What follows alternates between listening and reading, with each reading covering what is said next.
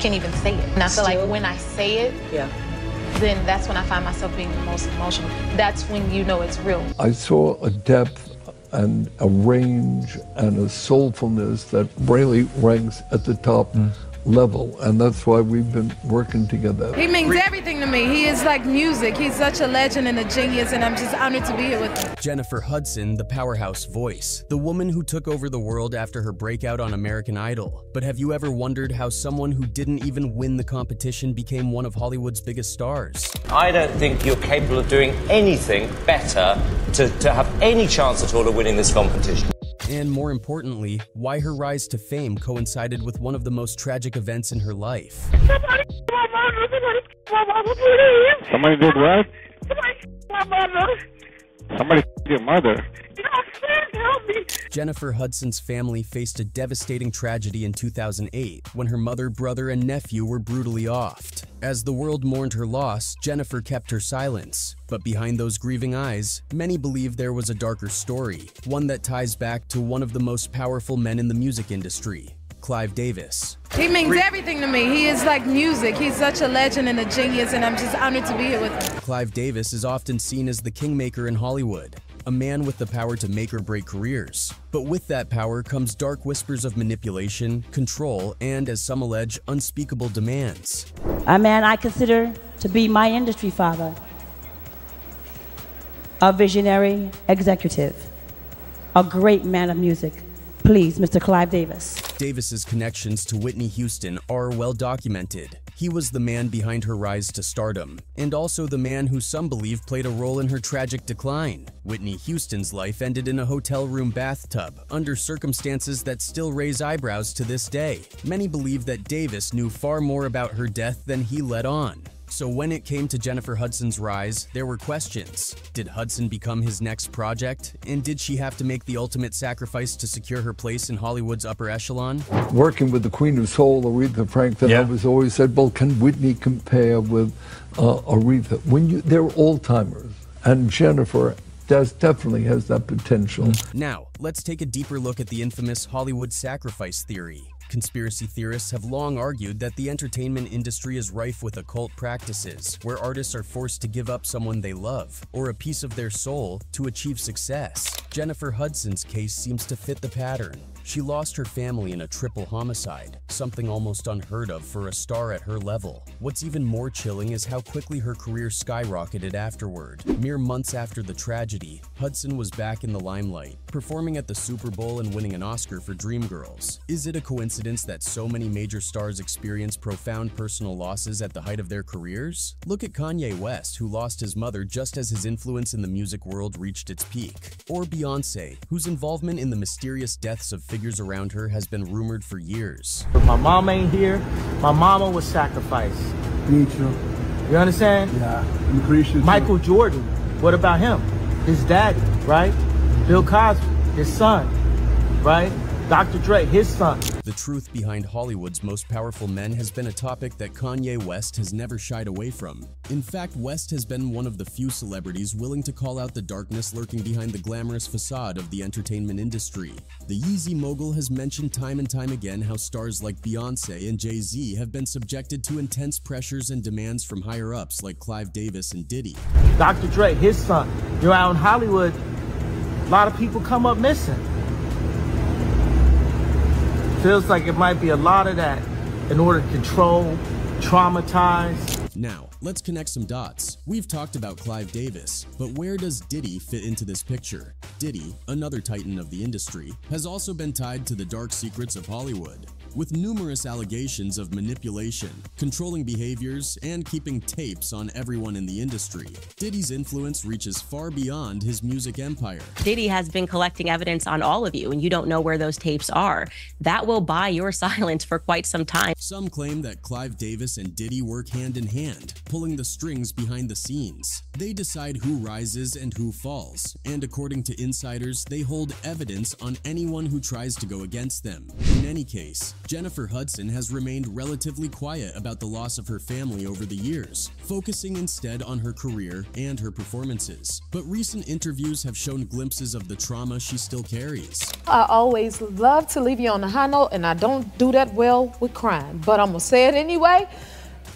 Nicole said it best. The trauma of my mother's death is not the story of her life. But is she also hinting at something more? Something darker? Those in the know believe that Hudson's rise to fame came at a cost, one she's had to pay every single day since. For context, on October 24th, 2008, the quiet streets of Englewood on Chicago's South Side were rocked by a horrific tragedy. 3 members of Jennifer Hudson's family, her mother Darnell Donnerson, her brother Jason Hudson, and her 7-year-old nephew Julian King were found brutally offed. Darnell and Jason were discovered inside their home, both shot to death. But the nightmare wasn't over. 3 days later, little Julian was found in an abandoned vehicle, also shot. What did you see that made you feel like something was off? He went to jail right after 8th grade. He told you that he was going to your family. My grandmother, my mother, even my brother. It was Jennifer's sister, Julia Hudson, who found the bodies of their mother and brother. Panic set in when she realized that Julian was missing. An Amber Alert was immediately issued, sparking a massive citywide search for the young boy. Tragically, that search came to a devastating end when Julian's body was found, compounding the family's heartbreak. The investigation quickly focused on Julia's estranged husband, William Balfour. Balfour had a history of violence and had made threats against the Hudson family in the past. His relationship with Julia was rocky, full of arguments, and they were separated at the time. No one could have predicted just how violent Balfour's threats would become. On the very day the bodies of Donnerson and Jason were found, police arrested Balfour, though not initially for the incident. He was taken in on a parole violation while investigators worked to gather enough evidence. When they found his fingerprints on the vehicle where Julian's body was discovered, and ballistics matched the gun used in the Emders to a weapon connected to Balfour, the case started to come together. By December 2008, Balfour was officially charged with 3 counts of first-degree Emder and 1 count of home invasion. The trial, which began in April 2012, painted Balfour as a jealous, controlling man who couldn't accept that Julia had left him. Witnesses testified that they had seen Balfour at the Hudson home around the time of the Kayings, and cell phone records placed him near the scene. Despite the overwhelming evidence, the defense argued that the case was built on circumstantial evidence and tried to cast doubt on the prosecution's narrative. But Jennifer Hudson herself took the stand, giving an emotional testimony about her family's last moments and her strained relationship with Balfour. Her powerful words, combined with the mounting evidence, led the jury to deliberate for just 3 days before finding William Balfour guilty on all counts. He was sentenced to 3 consecutive life sentences with no chance of parole. For Hudson, the loss of her family hit during a time of immense professional success. She had just won an Oscar for her role in Dreamgirls and was enjoying critical acclaim as a singer. But the weight of her grief pulled her out of the public eye. For months, she stepped away from the limelight to process the unimaginable loss. However, Hudson is a fighter. She made a triumphant return in 2009 with an emotional performance at the Super Bowl, where she sang the national anthem in a moment that many saw as a symbol of her strength. That same year, she released her second album, I Remember Me, with songs that reflected her journey through grief.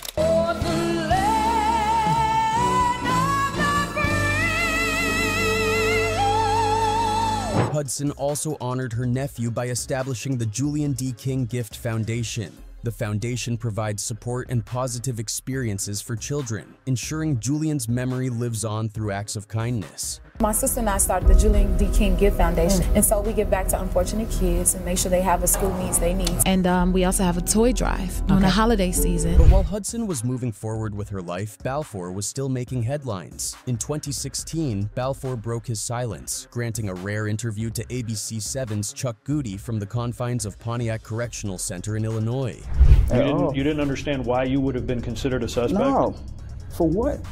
Everything that was said in trial about me making threats or anything like that, it was all new to me.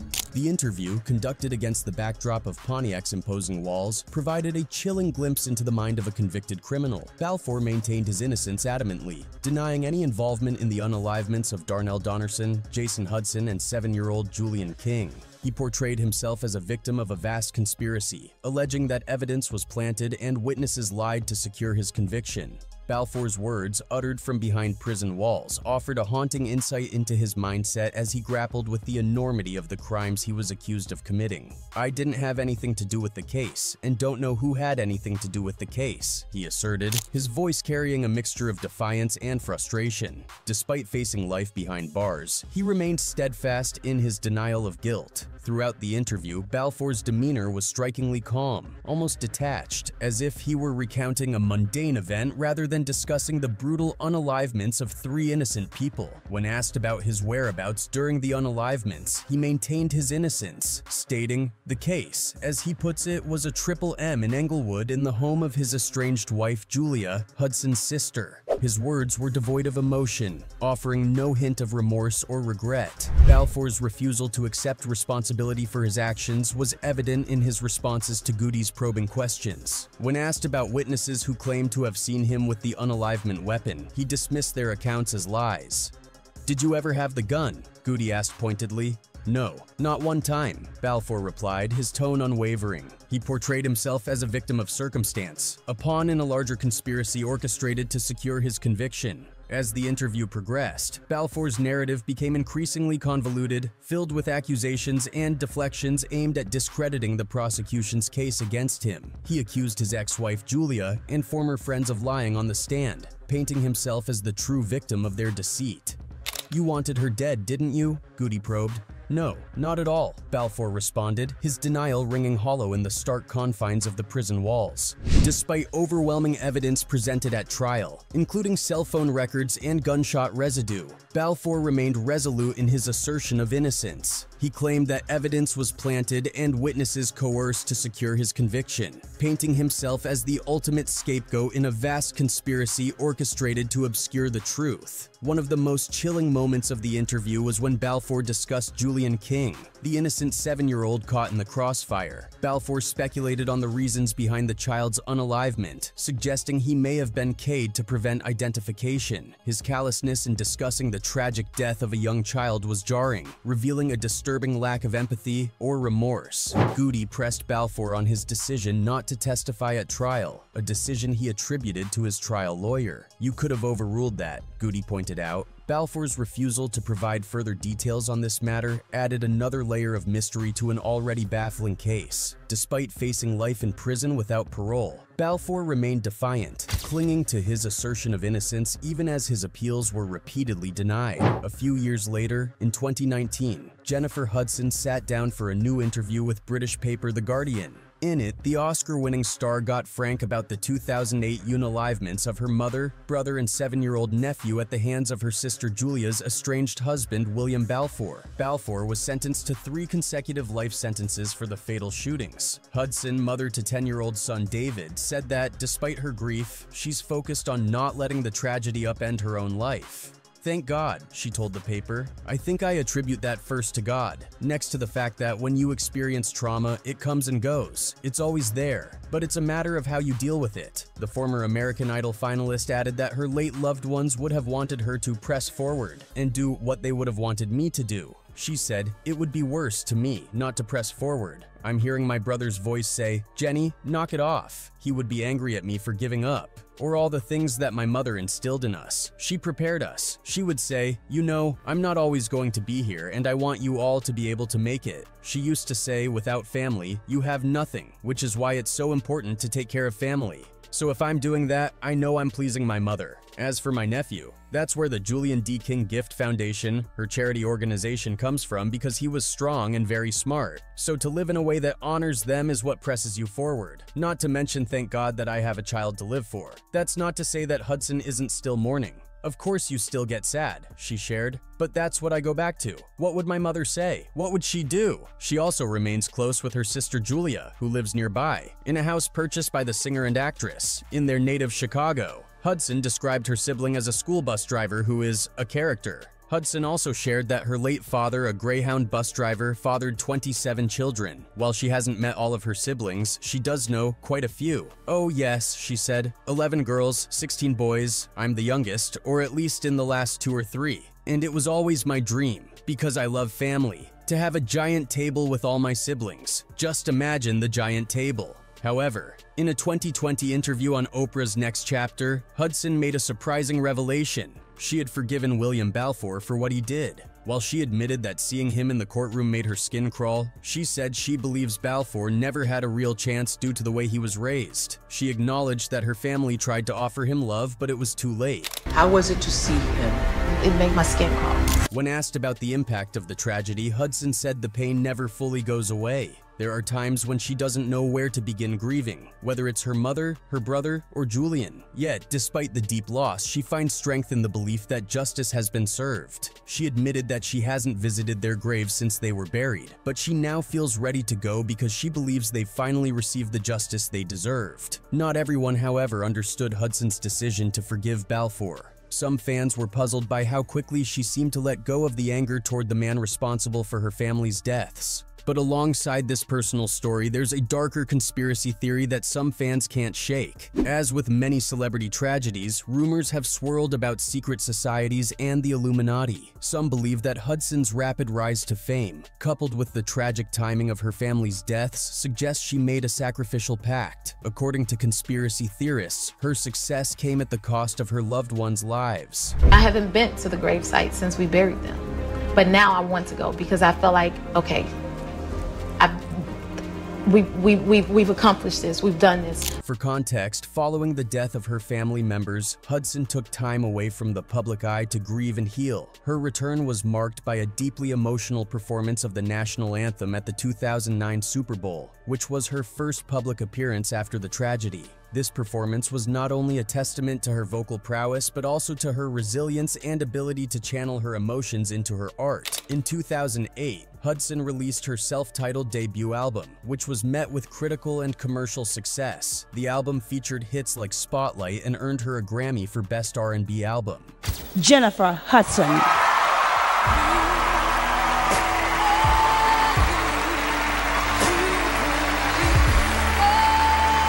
She continued to release successful albums, including I Remember Me and Jehud, showcasing her versatility and growth as an artist. Hudson's music often reflects her personal journey, with themes of love, loss, and empowerment. Her powerful voice and emotional depth have earned her a place among the most respected vocalists of her generation. Beyond music, Hudson has made significant strides in acting and television. She appeared in several films including S in the City, The Secret Life of Bees, and the critically acclaimed musical Cats. Each role has demonstrated her ability to convey complex emotions and connect with audiences. Hudson also found success on television, joining the coaching panel of The Voice in both the UK and the US. Her charismatic presence and insightful mentoring have made her a favorite among contestants and viewers alike. Additionally, in 2021, she portrayed the legendary Aretha Franklin in the biopic Respect, a role that received widespread acclaim and further solidified her status as a versatile and talented performer. In any case, Jennifer Hudson is not the first artist to prosper in the wake of such a tragedy. Take A$AP Rocky, for example. Born Rakim Mayers, A$AP Rocky emerged as a significant figure in hip-hop, known for his unique style, innovative music, and charismatic personality. However, his journey to the top of the music industry has been shadowed by a series of devastating losses, each occurring eerily close to the release of his major albums. Rocky's first significant loss came in 2012, just as his career was beginning to soar. After signing a record deal with Sony Music and preparing to release his debut studio album Long Live A$AP, he was confronted with the death of his father, Adrian Mayers. This tragic event happened mere months before the album's release, casting a pall over what should have been a purely celebratory milestone in his life. Despite the heartbreak, Rocky managed to channel his grief into his music, using his father's memory as a source of inspiration and strength. In January 2015, Rocky faced another heart-wrenching blow.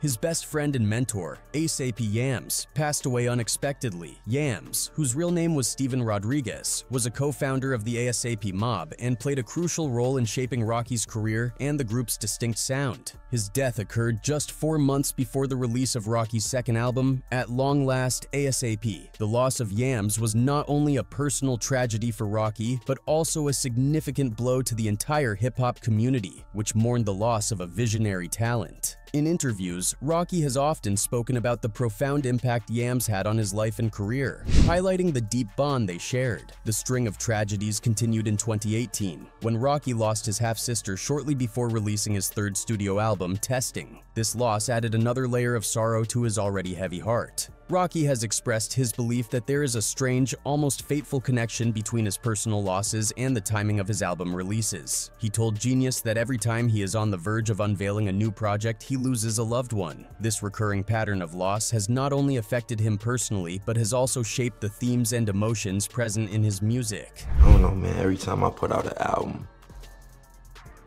or every time I'm about to release an album, for some strange reason. In any case, the fact that nobody knows for sure if these celebrities have sacrificed people close to them does not mean that it doesn't happen in Hollywood. However, until we have solid evidence, fans can only continue to speculate. Anyway, that's it for this video, folks. Bye.